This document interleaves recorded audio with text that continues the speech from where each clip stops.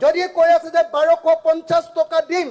সকলোৰে কাৰণে নহয় মাত্ৰ কিছুমান মানুহৰ কাৰণে আমি বাৰম্বাৰ কৈ আছো যে অৰুণোদয় যদি দিব লাগে তোমালোকে 3000 টকা দিম বুলি কৈছা 3000 টকা দিয়া আৰু গাঁৱৰ বা নগৰৰ প্ৰত্যেক গৰাকী মহিলাকে দিয়াৰ ব্যৱস্থা কৰা যাতে সঁচাকে মহিলাৰ সবলীকৰণ হয় অৰুণোদয়ৰ নামত ব্ল্যাকমেইলিং কৰি অকল বিজেপিৰ মানুহক অৰুণোদয় দিম এটো কেতিয়াও মানি ল'ব নোৱাৰে আজি আত্মসহায়ক গোট যিবিলাকৰ আছে আত্মসহায়ক গোটৰ মহিলাবিলাকক টকা দিম বুলি নচুৱাই আছে তেওঁলোকক কিবা কৰাৰ কাৰণে কিবা উৎপাদনমুখী কাম কৰাৰ কাৰণে কি ব্যৱস্থা এই বাজেটত আছে মাইক্ৰ ফাইনেন্সৰ ধাৰ মৰাৰ কথা এটা শব্দ ইয়াত উল্লেখ কৰা হোৱা নাই আৰু কৃষকসকলৰ কাৰণে এই বাজেটত কিবা আছে নে না জলসিঞ্চনৰ ব্যৱস্থা না মাটি দিয়াৰ ব্যৱস্থা না বীজৰ কিবা এটা ব্যৱস্থা না হাৰৰ কিবা ব্যৱস্থা না কৃষি যান্ত্ৰিকীকৰণৰ ব্যৱস্থা এটা শব্দ ইয়াত ক'বলৈ সক্ষম হোৱা নাই সৰু সৰু বেপাৰীবিলাক যে গাঁৱৰ পৰা নগৰলৈ শাক পাচলি বিক্ৰী কৰিবলৈ আহে মাছ কণী এইবিলাক বিক্ৰী কৰিবলৈ আহে বা দৈনিক বজাৰ বা সাপ্তাহিক বজাৰত বস্তু বিক্ৰী কৰি বা ফুটপাথত বিক্ৰী কৰি বা ফেৰী কৰি তেওঁলোক চলে তেওঁলোকৰ বিষয়ে এই বাজেটখনত কিয় এটাও শব্দ কোৱা হোৱা নাই মিস্ত্ৰী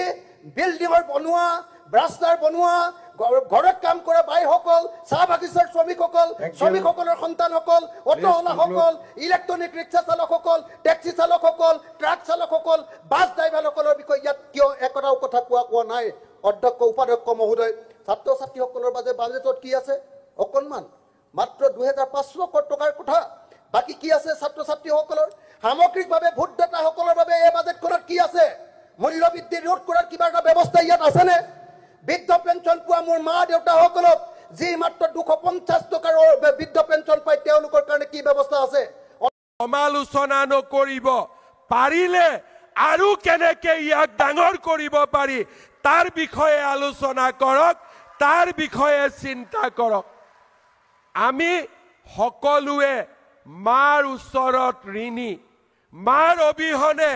আমাৰ কোনো পৰিচয় নাই মাৰ অবিহনে আমাৰ কোনো অস্তিত্ব নাই আৰু সেই কাৰণে